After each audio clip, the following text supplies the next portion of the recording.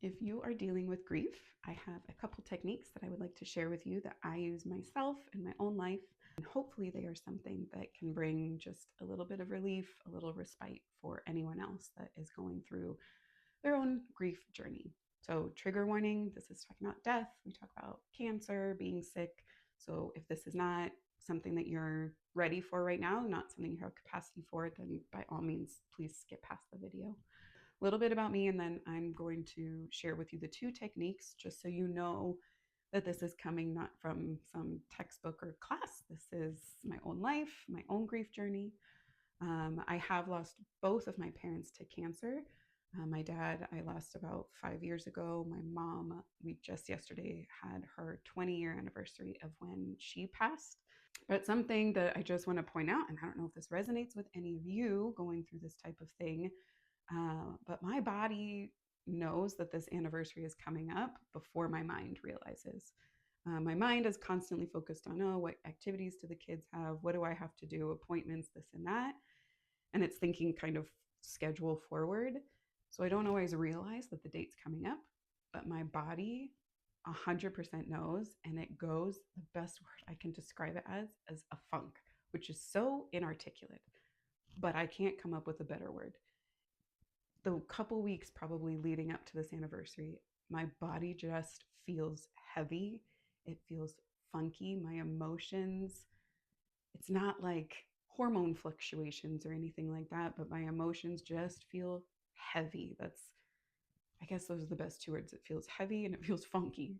After probably a week and a half of feeling that, my mind kind of kicks in and goes, oh, right, this anniversary is coming up. And this happens every single year for 20 years. Even with all the somatic work and the knowledge I have in the healing space, it's still my mom. And I think it's forever. Everybody says, oh, grief gets easier. And maybe in some ways it gets easier. I think it just changes. I think grief changes over time. But people, when you love them so much, people are a part of your body, they're a part of your mind. And it's I think it's just my body just misses her, and I think that's okay. I think it's okay to still grieve 20 years later. I don't think there needs to be shame on missing somebody. Maybe it's my body remembering all the details, because if you've experienced a family member dying of an illness, you know that it's not anything sudden. There's a lot of process that's leading up to that, and it's very difficult to witness. Excuse me. So I think my body maybe is kind of going through a bit of those memories.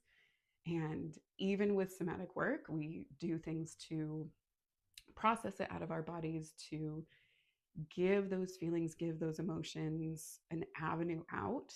But when it's somebody that you've loved so much,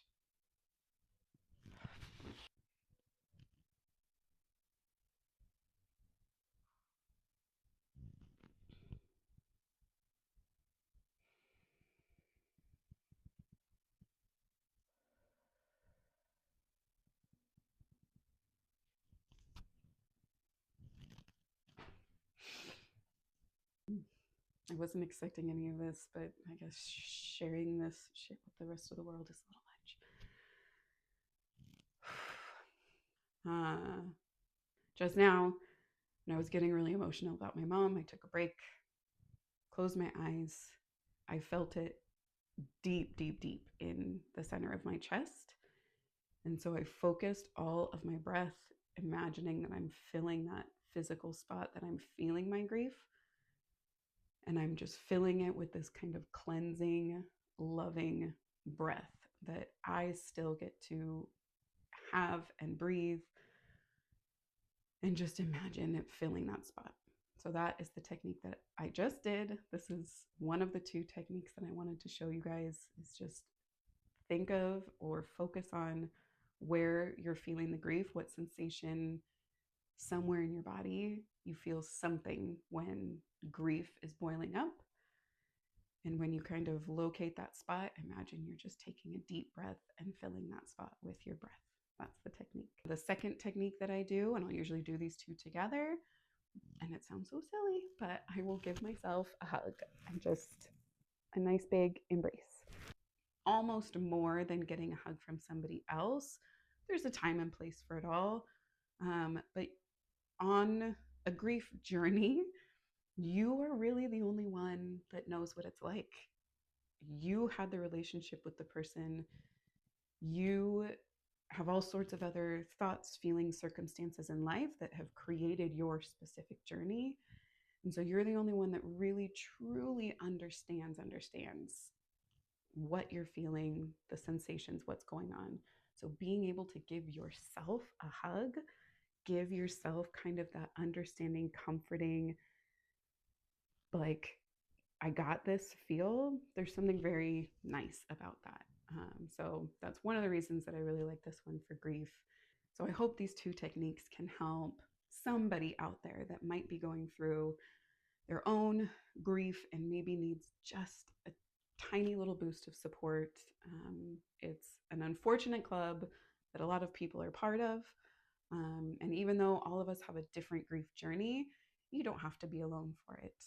There's people out there that can offer support. And I hope that that's what this video is for you. I hope this sends you love and comfort and sending all the positive, loving energy that I can to each and every one of you that are also walking a grief journey. And that's it. I hope you have a good day.